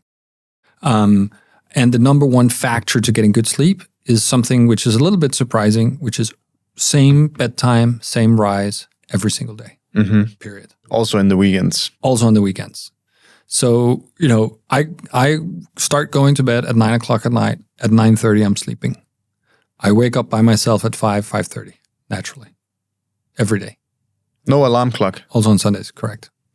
If I have to get on an early flight, I have an alarm just in case. Yeah. But most days I just wake up. And so that's number one. Number two is intake. So it's whether or not you drink alcohol, whether or not you drink caffeine, which everybody knows about, and what kind of food you eat at what point. If you eat a steak dinner, even if you have your steak and vegetables because you're trying to do your protein thing, Mikkel, if you do that too close to bedtime, it will affect your sleep. I can see that. I can feel it. There you go. Why? Because all of your energy in the body goes down to, and the machine starts working and it starts pumping energy around your body because it's trying to deal with this dead cow in your belly, right? Yeah. So those are some of the things people can do to get better sleep, and then dark sleep environment, quiet sleep environment, cold sleep environment, that kind of thing. That's cool. Actually, I've for a year now, just a mini size, I have this sleep mask that I've been using, a Manta sleep mask. Yep. And their company culture is that it's okay to take a nap every day. They try to encourage their employees to take a nap every day because then they have their sleep mask to do that with. And that's pretty cool. I'd encourage everybody who works for themselves and can do that without getting weird looks to try it. It's not about sleeping for an hour, right? So what I do is I typically have lunch at 11:30. Then I lie down for half an hour. I set an alarm in that case. And then I doze off, and I typically sleep like 15, 17 minutes, something like that. And then up and ready to go. Okay. Is there like a learning period there where, because I know like when I actually take a nap, which is usually only when I'm completely exhausted, but then if I only sleep for 15, 20 minutes, then I feel like really lethargic when I wake up again. But if I take like an hour and a half nap, then I'll feel... But if you take an hour and a half, then you're affecting your night's sleep. But I mean, is there like maybe if you do this every day for a month, then at the end of the month, then you'll start like snapping back into reality a little better after your nap? I don't know enough about that, honestly. I just knew for myself that the 15, 20 minutes gets you to just come down and do... So when we sleep in 90-minute cycles, right? And Nick Littlehales has written a book called Sleep, which is tremendous. Little thing, people should read it if they want to. He was the sleep coach for Team Sky and Manchester United and all these other sports clubs. Very simple, super practical tips. So we sleep in 90-minute cycles, and it's actually a misnomer to think that we should get 8 hours of sleep every night. No, we should get a certain number of sleep cycles in a week, which means if you have a certain night, so last night, for example, you only slept for 3 sleep cycles, so 4.5 hours. You wake up, you're like, oh man, I'm tired. It's not a problem because you cannot really pre-sleep and you cannot catch up on sleep. But if you sleep your sleep cycles at another time during the week, your body will be fine, biologically and mentally. So what the nap does is it lowers your cortisol levels so that when you get your sleep cycles in the evening, you have deeper sleep in the evening and deeper sleep in the night. So those sleep cycles are more effective. And that's why just doing it like half an hour-ish is helpful, because you just get down almost a sleep cycle. So the first part of the sleep cycle, and then you come back up. But you're right. You do feel groggy. I feel groggy too. But the thing I do, I force myself up immediately, and I go to do something, and then it's over in 5-10 minutes. Okay. Yeah, me and Travis, we've actually tried this NSDR, non-sleep deep rest plug-in by Andrew Huberman. And I think sometimes when we're sitting in front of computer and you've been doing that all day, even with the walk that we do after lunch, then around 2, that's when it starts to dip down. But if we do that, then I can also feel, as Travis said, immediately groggy when we like snap out of it 20 minutes. But within 10 minutes, it feels like that I'm at like maximum capacity again to be able to like sit in front of the computer. Do you drink coffee? Yeah. Try to stop. The coffee in the morning is typically what also leads to an afternoon slump, because the caffeine has a half-life of 8 hours. So typically if you have a cup of coffee in like 6-7 o'clock in the morning, typically is the first thing you get up, which is also a bad idea. Huberman also talks about that. Yeah, exactly. Then at 2 o'clock, then you're like the caffeine leaves your body. Yeah, you should wait 90 minutes after waking. 90 minutes after waking up, and ideally just before drink your first cup. Decaffeinated coffee. Yeah. But we do love that caffeine spike, me and Travis. Yeah. We're also a couple of hard chargers sitting over here. Yeah, so we love getting that boost. I understand that. People also liked smoking on planes once, right? Yeah. So things change. Well, we got to take that up to consideration then. But Peter, you talked a little bit about some of the mental stuff that you're doing now. What about physical stuff? Yeah. So one of the things that I need to lift more. So I'm very inspired by your 100 push-ups, your 150 push-ups, even though it's a little extreme for me. But no, so I work out 3 times a week. I do like this group class at something called Berries here in Copenhagen, which is essentially 12-15 minutes on a treadmill, varying inclines, varying speeds, then 12-15 minutes on the ground with free weights and rubber bands, back on the treadmill and then back on the ground. So I do that 3 times a week. And then my nutritionist has said I need to lift heavier, more heavy stuff. So I have to find a solution for that right now. Okay. But you've also been doing some martial arts. I've seen. I that's right. I trained with a Thai fighter, Thai boxing. How was that experience? Frightening. So I'm a lover, not a fighter, and this guy shows up and he just wants to kill me. Literally talks about it. He's like, yeah, basically when we step into the ring, my job is to kill you. And I thought he was joking, but that's the mentality of it. So having the experience, first of all, it's a tremendous workout. Similar to boxing, if you've ever tried like boxing training, you're exhausted and you haven't hit somebody. You're just doing the moves. But the added element of actually having to hit somebody or kick somebody, for me, was difficult. I had a really hard time doing that. I wasn't so afraid of being kicked or hit. That was okay. But just the idea that I would punch somebody, that wasn't in my body. Why do you think that is? That's a good question. I haven't actually thought about it. If I were to venture a guess, I think it's because my personality is to take care of people, not hurt them. I think, and that sounds very, but I think that's my upbringing, the way that I was raised, and also the way that I've built my companies is I try to take care of people. I don't try to take them down. And then how did you get to the other side of that? Did someone like cut you off in traffic right before you got to the gym that day, and then? But actually, that's a good one. Let's talk about cutting off in traffic. We talked about stress. Right? Yeah. If you start feeling more agitated in traffic, like yelling at somebody on your bike because they're cutting in front of you or traffic or whatever, or standing in line at the airport, if you start getting annoyed at that and you normally wouldn't, that's a red flag. That's something you should think about. So I used to like hit cars with my hand on my bike because they were in my way, because they were pulled over. I used to yell at people walking out in this bike lane, right? I never do that anymore. Okay, but that's a good... That I think you just ventured into something valuable there as well. Oh, thank you. That's one, for the first time. No, I'm just finally, here we are, 90 minutes later. He said something we can use. But what are some other red flags? Because I think there's some people like, And just the reason I got so curious is because I also had my own run-in with getting stressed. And I also, like you, I was like, yeah, but I've been doing hard stuff my whole life. Like I do this. I would scoff at other people who say they're stressed with their like, Danish working environment. And then it happened to me and I was like, okay. So, okay. Yeah. So red flags. No, I think I alluded to some of them earlier, right? I mean, if you start forgetting stuff, if you start being short with people, if you start being annoyed at things that normally wouldn't annoy you, like traffic or something your partner does or something, if you start feeling like you're basically a little bit angry and forgetful, then something's up. Sleep, if you don't sleep well at night, is another one that's really important. So if you all of a sudden stop, so most people have periods in life where they don't sleep well. Yeah. Like, oh, it's stressful at work. That's true. That happens. But it shouldn't be more than a couple of nights in a row. If it's more than that, there's something else going on. And I think that's to the people listening to this.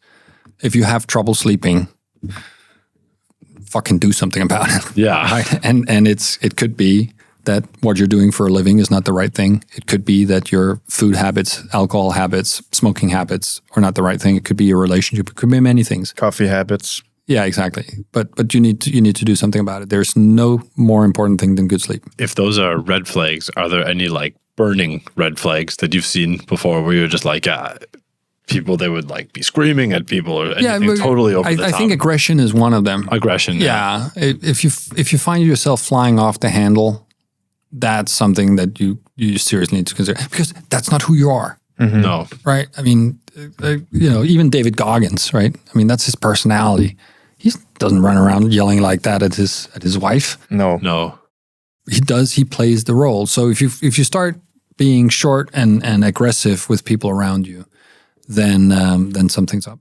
It's been a crazy podcast with a lot of great insights. I almost feel like my head is exploding with great stuff here. I feel like I need 2 years to start implementing all of this stuff. I'm like, I'm going to implement that. Okay, now it's like 12 things. That's too many things. It doesn't have to be 2 years. You sign up with me and I'll get it done in 2 months. Oh, there we go. Yeah, there you go. There we go. Yeah. And on that note, Peter, founders who are struggling right now to kind of find their feet on whatever they're doing, where can they find you? Well, the good news is I have a very unusual last name. Right? Yeah. So if you're in the show notes, Peter Sorgenfrei, if you Google that, you'll find me. Yeah. As you said earlier, I write a ton on LinkedIn. I have a couple of newsletters there, I record videos. So I'm easy to find that way. And then there's petersorgenfrei.com, obviously. And we'll put the description and the link as well. And then here in the end, Peter, we end the podcast with a thought-provoking question. Yes. That comes out of a barrel. A barrel that says, the creative pursuit of a greater self. Nice. And we have a few here. So who's written those questions? You guys have? The universe. Oh, I see. Trav, come on. Okay, so would you change anything about the way that you grew up? And if so, do you do anything actively different for your children? Great question. That's going to be a long answer. I don't know how many minutes. Go for it. Yeah, go for it. We're here for so part of my story is that my mom's an alcoholic. And when you're a child of an alcoholic, you get certain character traits. She was a functioning alcoholic. She had 2 jobs. Not a lot of people knew, but I knew. My sister knew. And so you become responsible earlier in life. You become more cognizant of other people's needs.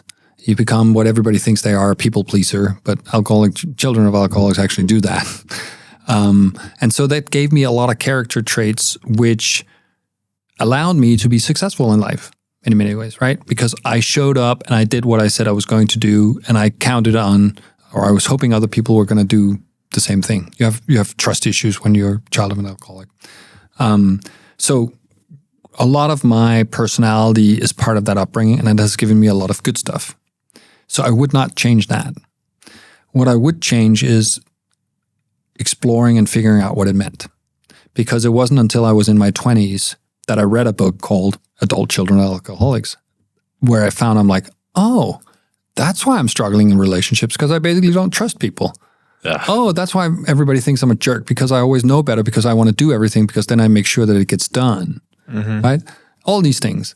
So I think, having understood that early in life, that I would have liked to change about my childhood, because that would have made me a more successful young adult in terms of my personal relationships, in terms of my friendships, that kind of thing.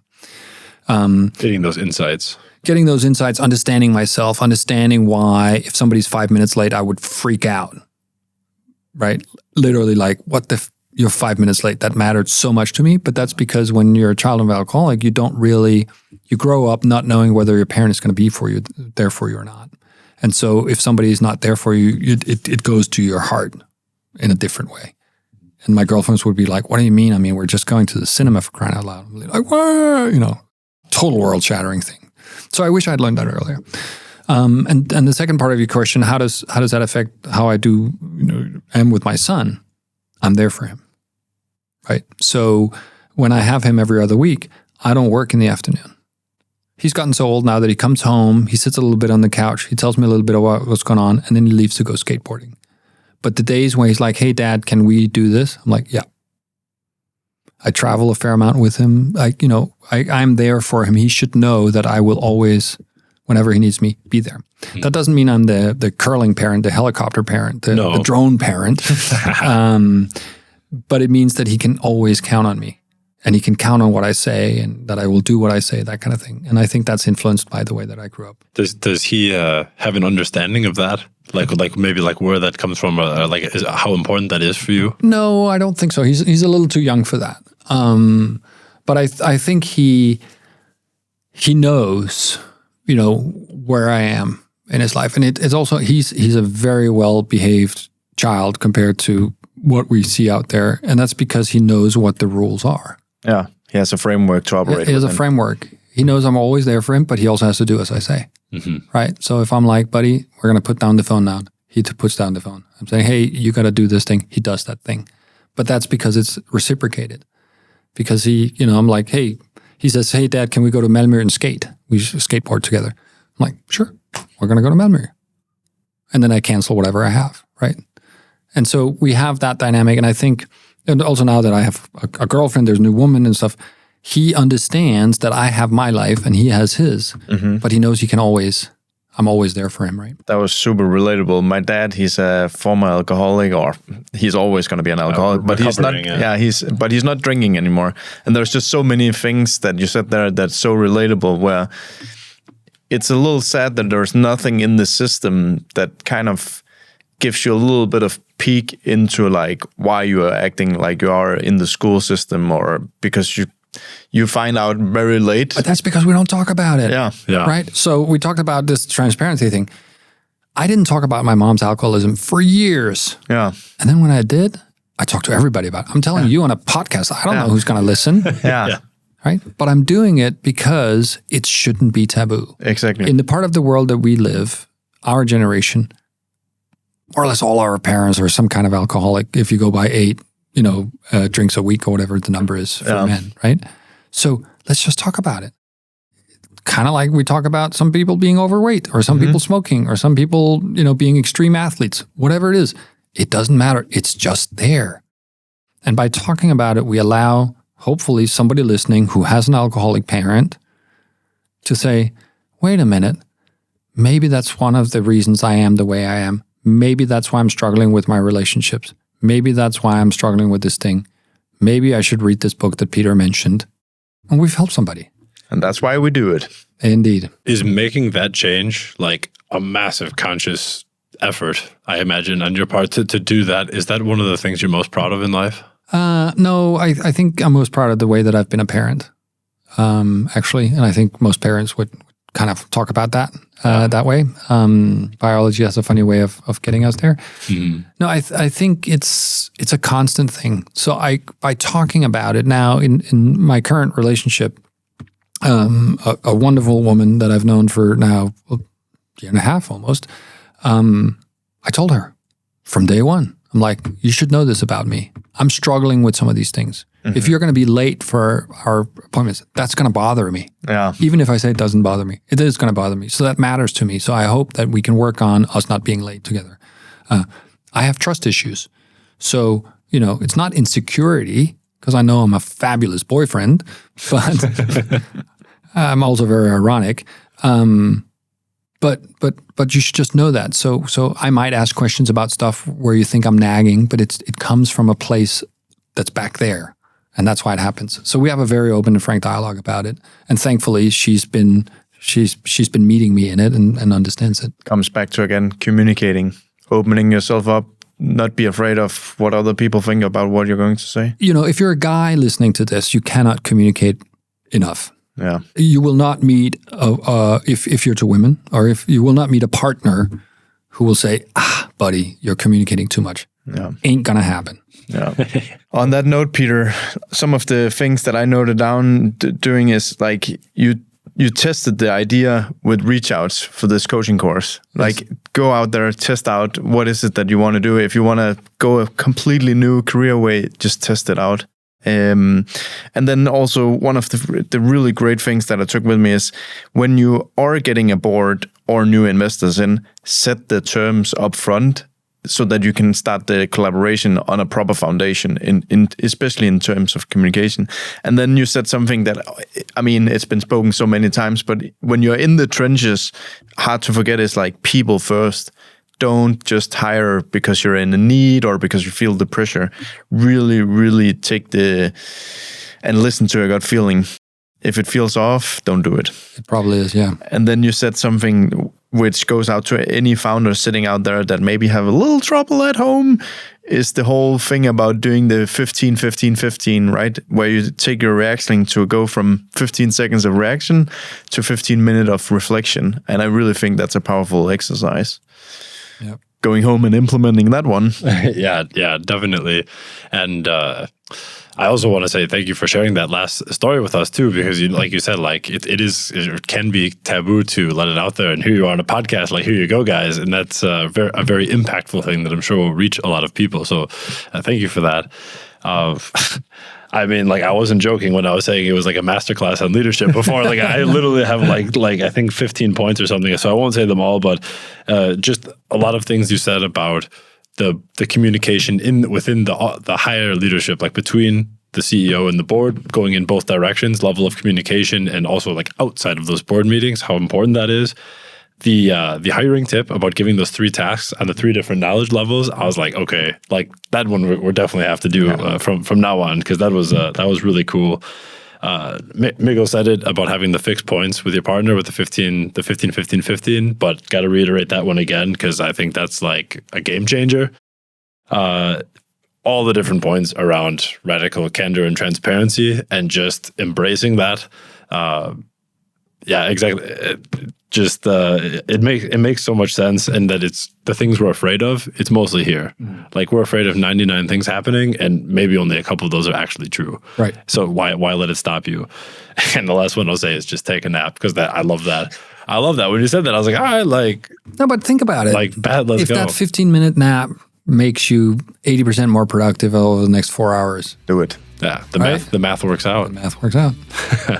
But thank you again for being a guest on the podcast today. It's been super nice talking to you, and thank you for your time.